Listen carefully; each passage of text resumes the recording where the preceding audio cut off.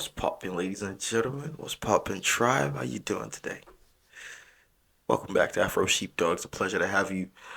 Today, we're going to be watching really the most recent interview of Andrew Tate by the BBC. Of course, we recently covered the attempted interview by Matt Shea from Vice News. So this is always going to be interesting as well. I haven't seen this one at all, so I look forward to seeing how it's handled. We are doing an interview with you because you're facing some very serious allegations. Correct. Rape, human trafficking. Yep. And also because there's a great deal of concern about the things you say and the impact that they have on young people, on women. I don't think the concern's about the things I say. I think the concern is for the level of influence I have and the reach I have. Let's start with the allegations. Have you raped anybody? Absolutely not. Oof. Well, that's a start.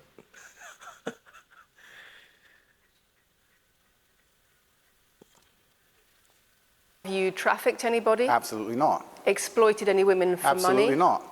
But you have admitted using emotional manipulation to get women to work in the webcam industry for you. No. We have an open criminal investigation. I am absolutely and utterly sure I'll be found innocent. I know the case better than you. I know it intimately and you don't. I have seen all the criminal files and the evidence against me and you haven't. I know the truth of what happened and you don't. And I'm telling you absolutely and utterly, I've never hurt anybody, that the case that's been put against me is completely and utterly fabricated, and I'm never going to be found guilty of anything. And it's very difficult for me to answer your in-depth questions because we're sitting here inside of the territory of Romania. I'm beholden to the Romanian legal system, and I'm not going to incriminate myself. Let me read you then what you have said about Did you notice that the cutoff there, he was still talking, but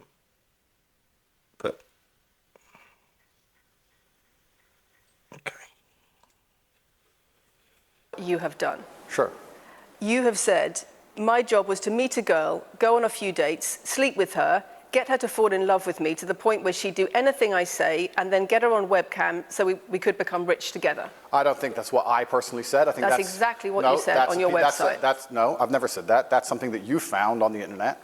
Doesn't mean I've said it. In your words. And again, once again, if any female on the planet has a problem with me, I strongly recommend her to go to the police and try and pursue me for criminal charges. I'm actually such a nice person that I've never had anyone come at me. The BBC has spoken to somebody since your arrest who says exactly those things, that with you it's all manipulation, there's an ulterior motive to everything you do. Is this Sophie? Oh, it's Sophie, the fake name, no face. No, I was so intent on wanting to please him and wanting him to be happy that I was just kind of, yeah, okay, do whatever you want. And what is she accused? Has she accused me of a crime, this imaginary Sophie? She's making the point that there is Has she accused me of a crime? Emotional or psychological manipulation. I've asked you a question, and I've allowed you into my house. I'm asking you a question. Correct, but you're not the boss here, because I've allowed you into my house. I'm asking you the questions. Correctly, and I'm telling you. You get to decide the answers. No, we're equal here. I've allowed you into my house. You don't come here with a position of authority. I'm doing you the favor as legacy media, giving you relevance by speaking to you, and I'm telling you now, this Sophie, which the BBC has invented, which there's no face of, nobody knows who she is. The BBC did not invent her. Of course not, and because you never invent anything. And she's not filed criminal charges against me. What are we talking about here? What is she saying? We're talking about emotional manipulation into the sex industry for your financial gain. Absolute garbage. I'm describing women who are going to court to accuse you of rape and human trafficking. Sophie hasn't gone to court. Sophie doesn't exist. I'm describing women who have spoken to the BBC at length. Sophie doesn't exist. And other media organisations about what they say is emotional manipulation and coercion. And I'm quoting back to you your own words where you describe They're not my words. Coercion and emotional manipulation. They're words you found on the internet, and Sophie doesn't exist. On your website, move on to the next subject. In your voice. Move on to the next subject. No, I think so. It's obvious that this is not an interview. First of all, this is a pursuit of admission. I don't understand what the intent is here because this is not an interview. There are no questions being asked. This is just allegations being leveled, and neither of them is actually answering the point. I mean, of course, he's challenging her, and she's not providing any retort. She's just repeating the same point.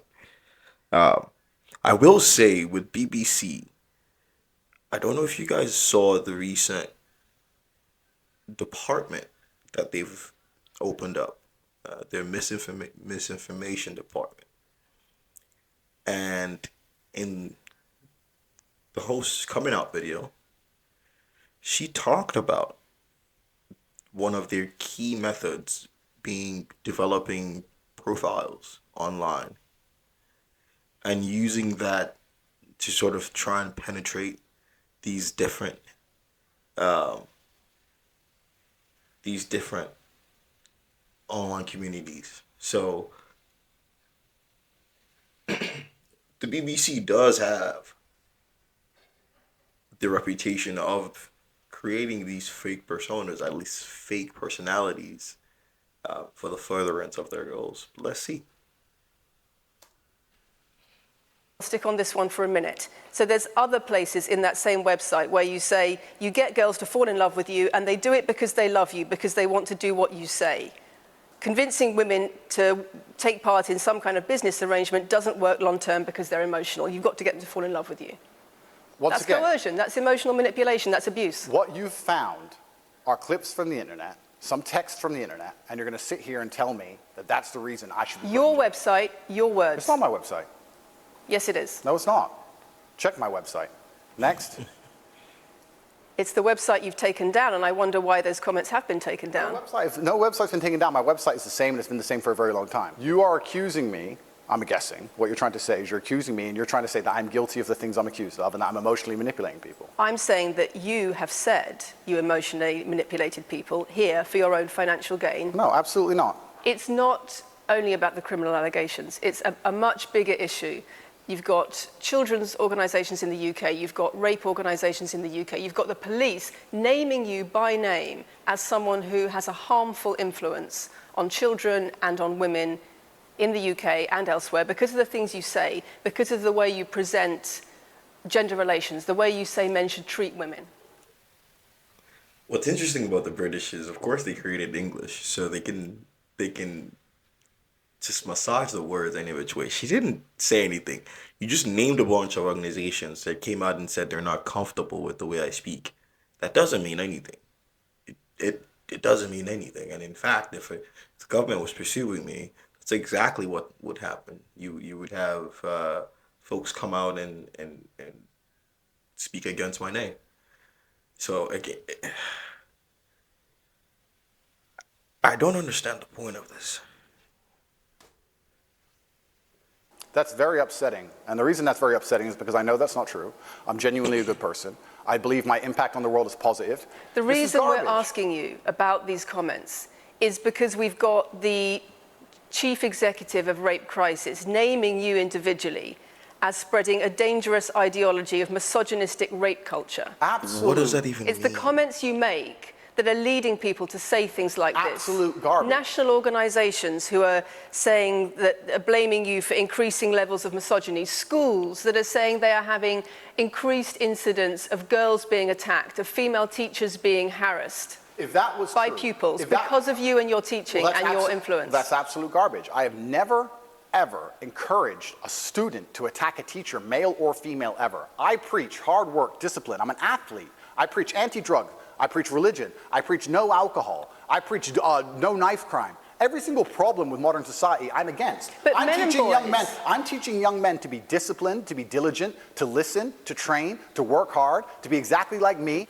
And I'm saying that if men grew up like me, which are hardworking and diligent and emotional control and stoic, we're going to have a better society, not a worse society. To sit here and say that schools in England, which is a failing nation, which has knife crime going through the roof, violence going through the roof, men's mental health going through the roof, and they're going to all blame me because I appeared on the internet 1 year ago. You sell an image of success. Disingenuous. It's disingenuous. You sell an image of financial success with a Bugatti and a cigar, but it comes with a side order of misogyny. How does having a Bugatti and a cigar come with misogyny? I am asking you about things that you have said that have caused major national organizations. She's not answered a single.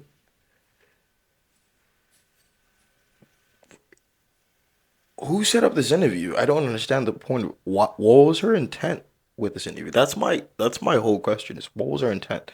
Because this is not an interview. This is what a lawyer would do. This is questioning.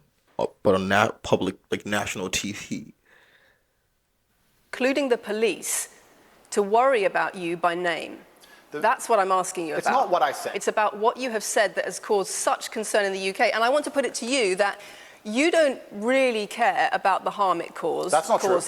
Because that's not true. Making controversial statements like this online has made you a lot of money. Okay, so first thing, I genuinely am a force for good in the world. You may not understand that yet, but you will eventually. And I genuinely believe I'm acting under the instruction of God to do good things, and I want to make the world a better place. I genuinely believe my legacy is a good legacy, and I believe that eventually, when the legacy media catches up, they're going to understand I'm a good, positive influence. I'm not interested in damaging the world for money, because if I was interested in damaging the world for money, I could have sold drugs, or I could make rap music and encourage everyone to stab each other like all the drill artists do. Or you could make controversial statements online that attract a lot of followers who you then direct to your website where they pay to learn how to be like you. I mean, I could make jokes online. Who doesn't?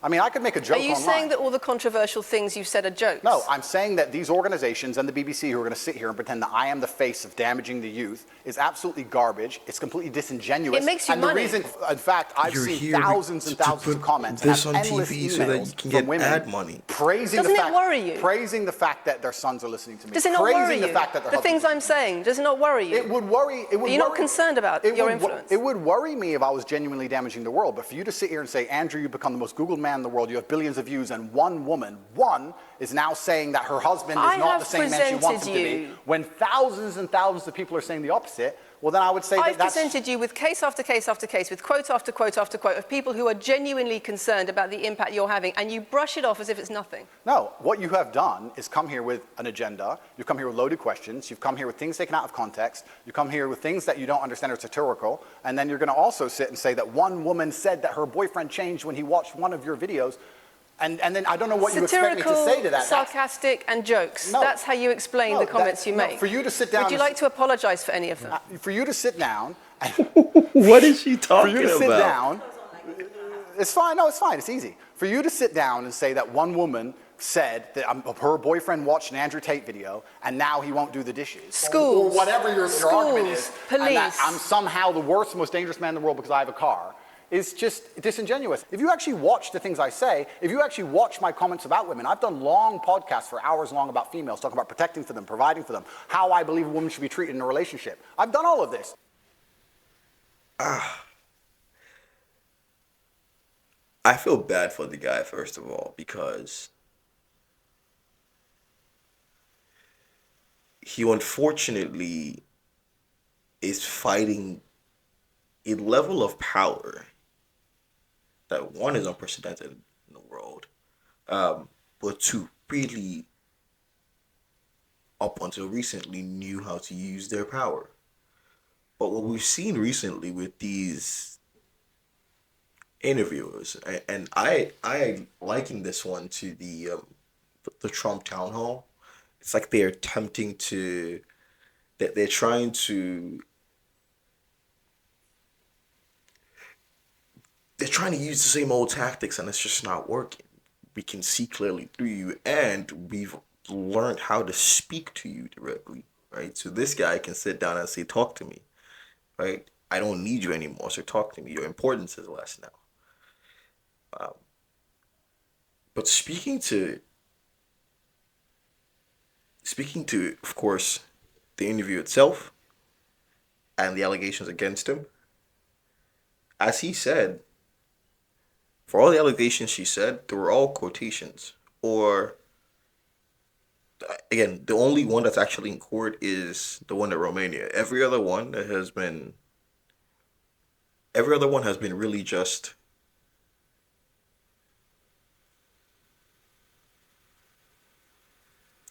accusations. And it's accusations from folks that we can't confirm. And it's accusations of things that are not illegal. But at the same time, as he said, take me to court. So that's interesting. Now, speaking to it, what his topics, I mean, I feel like at this point, we all know and understand what his topics are, right? And not just that, we all understand, I feel where he should be taken seriously and where he shouldn't. And that's part of being an adult. You know, that's part of being an adult.